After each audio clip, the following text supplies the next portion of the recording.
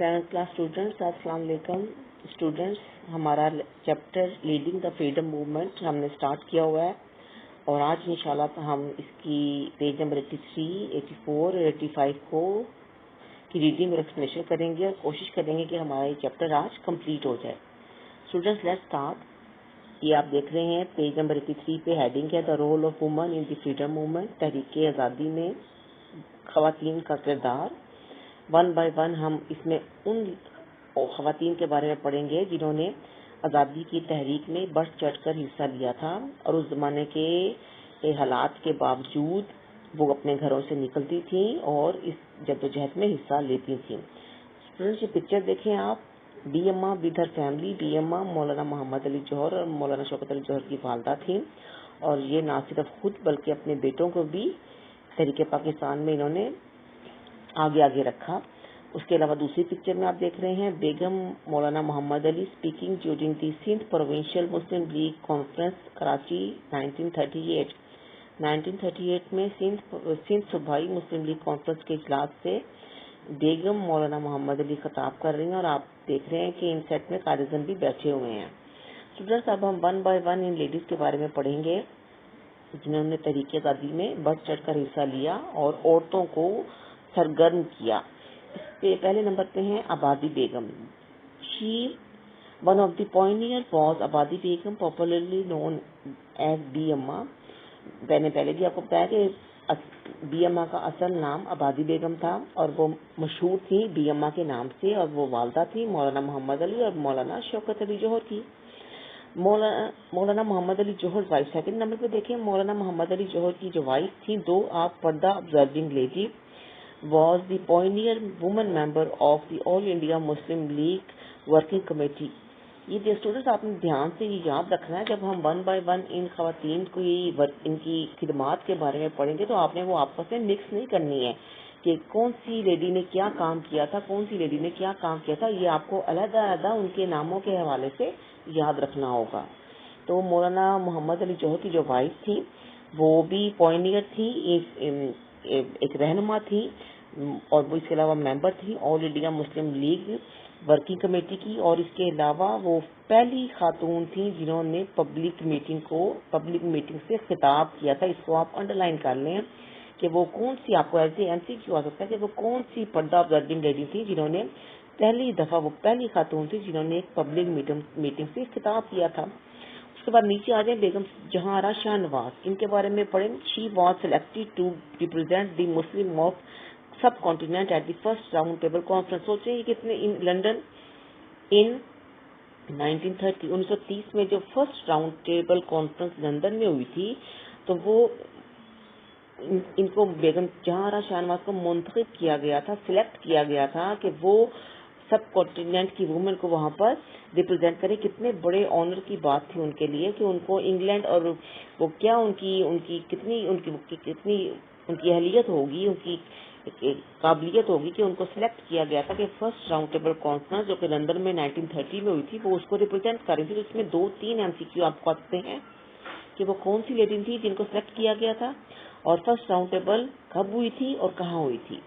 उसके अलावा वो और भी उनकी वर्किंग है। She was a member of the Punjab legislative assembly, वो पंजाब कानून साज असेंबली की मेंबर भी थी, end of all India Muslim league council, और वो all India Muslim league council की भी मेंबर थी। देखिए कितनी जगहों पे उन्होंने काम किया। आफ्टर इंडिपेंडेंस, आज़ादी के बाद, she was a member of the constituent assembly which had been set up to frame the constitution of Pakistan, और आज़ादी के बाद पाकिस्तान के मुस्तकबिल का आइन बनाने के लिए जो आइनी असेंबली बनी थी उसकी भी ये मेंबर थी। तो बेगम जहांआरा शाहनवाज की बहुत सी खिदमात हैं, उनकी बहुत सी कंट्रीब्यूशन है, तो ये आपको पूरा उनका लर्न होना चाहिए कि जो काम उन्होंने किए हैं वो आपको उनके हवाले से ही याद रखने चाहिए। स्टूडेंट्स आगे आ जाए। बेगम राना लियाकत अली खान आप देख रहे हैं पिक्चर में, ये लियाकत अली खान की वाइफ थी, इनकी भी बहुत खिदमात हैं। हम देखते हैं कि इन्होंने क्या क्या किया है।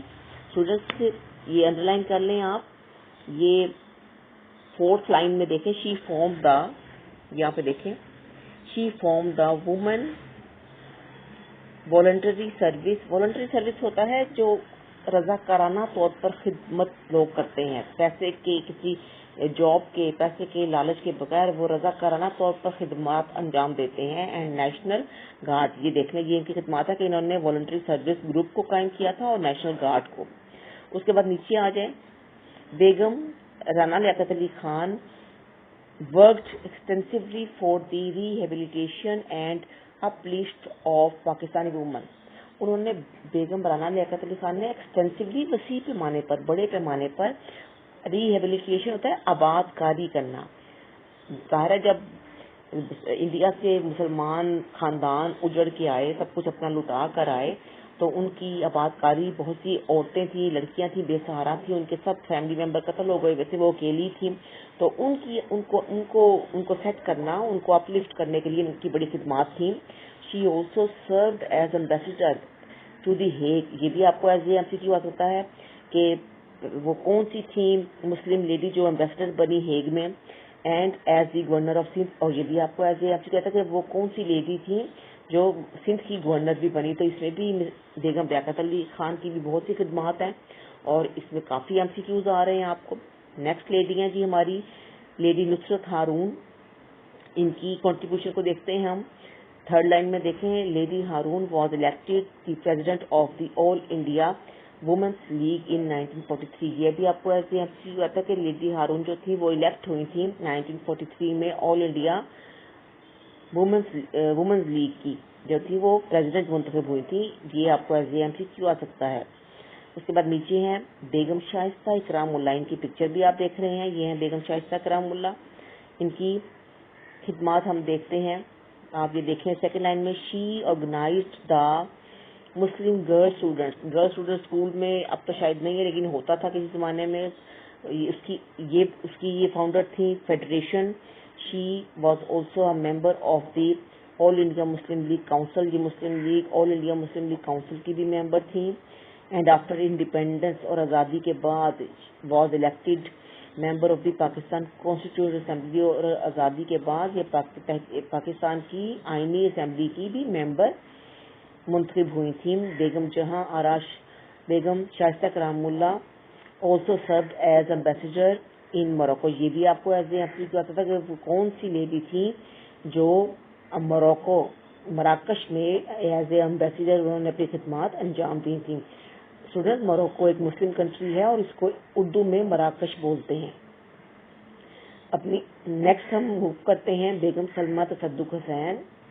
ये इनकी खिदमत देखें, she was secretary of the Punjab Women's Muslim League. ये सेक्रेटरी थी पंजाब वुमेन्स मुस्लिम लीग की और इसके अलावा became a member of the all India Muslim League in 1937 और 1937 में ये ऑल इंडिया मुस्लिम लीग की मेंबर भी बनी थी। स्टूडेंट्स, उसके बाद आप ये पिक्चर में देख रहे हैं इस फातिमा जीना विद हर ब्रदर। फातिमा जीना सबसे बड़ी मिसाल तो हमारे सामने कायद आज़म की सिस्टर है फातिमा जीना बेगम। वो शाना बशाना अपने भाई के साथ होती थी, हर वक्त उनको सपोर्ट करती थी, उनके साथ होती थी, उनकी हेल्प करती थी, उनकी हिम्मत बनाती थी। तो ये जो लेडीज हैं ये इनको आपने अच्छी तरह से इनकी किस किस कमेटी की काउंसिल की मेंबर इलेक्ट हुई थी या थी ये आपने मिक्स अप नहीं करना। स्टूडेंट्स, अब हम चलते हैं बेगम फातिमा जिना की तरफ जो कि इन तमाम कामों को वो लीड कर रही थी। और ये पिक्चर देखें उनकी, Mohatta Palace the residence of Miss Fatima Jinnah till her death. ये जो आपको पैलेस की पिक्चर नजर आ रही है इसका नाम है मोहाता पैलेस। ये आपको एज एमसीक्यू भी आ सकता है। और यहाँ पर मादर मिल्लत फातिमा जिना जो थी अपनी डेथ तक उनकी रहाइश यही पैलेस था। स्टूडेंट्स, अब देखें मिस फातिमा जिना के हवाले से हम देखते हैं थर्ड लाइन में देखें, she gave up her own career as a practicing dentist despite the fact that she was one of the first and few Muslim women of her generation to pursue professional education। बेगम मादर मिल्लत फातिमा जिना वो dentist थी और वो as a career इसको चला रही थी और वो उन चंद खवातीन में से थी जो उस जमाने में यानी अपना कैरियर चलाती थी। एजुकेशन ऐसी हासिल की होती थी उन्होंने कि वो अपना कैरियर बनाती थी, लेकिन उन्होंने تحریک پاکستان میں شامل ہونے کے لیے اپنے بھائی کو سپورٹ کرنے کے لیے اپنے کیریئر کو چھوڑ دیا، اپنے کیریئر کی قربانی دے دی اور اپنے بھائی کے ساتھ کھڑی ہو گئی۔ اس کے بعد سیکنڈ پیراگراف میں دیکھیں، she organise the women's wing of the All India Muslim League, All India Muslim League کا جو عورتوں کا ونگ تھا انہوں نے وہ بنایا، اینڈ فاؤنڈیڈ، اس کے علاوہ دی آل انڈیا وومن اسٹوڈنٹس، اور آل انڈیا وومن اسٹوڈنٹ فیڈریشن بھی بنائی انہوں نے۔ تو یہ دونوں ادارے مادر ملت نے بنائے تھے۔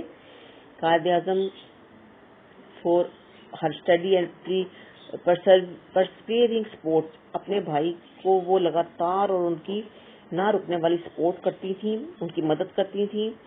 انہی خدمات کے اعتراف میں ایکنالج ان کو ایز اے مادر ملت، ان کو مادر ملت کا خطاب دیا قوم نے۔ یہ بھی آپ کو ایز اے ایم سی کیو آتا ہے کہ مادر ملت کا خطاب کس کو دیا گیا؟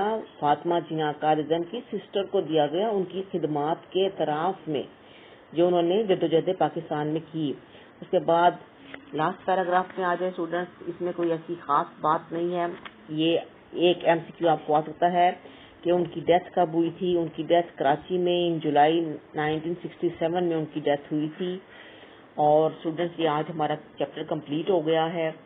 اپنے انشاءاللہ نیکسٹ لیکچر میں ہم اس سے ریلیٹڈ جتنے بھی ہمارے سبجیکٹو کوشچنز آئیں گے وہ کریں گے۔ اسٹوڈنٹس میں آپ کو اگین ریپیٹ کر رہی ہوں کہ یہ مختلف لیڈیز کی ہم نے کنٹریبیوشن، ان کی خدمات کے بارے میں پڑھا ہے، انہوں نے کیا کیا کچھ کیا، ان کی اچیومنٹ کے بارے میں پڑھا ہے۔ اسٹوڈنٹس یہ آپ نے مکس نہیں کرنا ہے، یہ نہیں کہ ایک لیڈی کی خدمات دوسری کو آپ کر دیں اور دوسری کی اور اس میں مکس اپ کر دیں، مکس اپ نہیں کرنا۔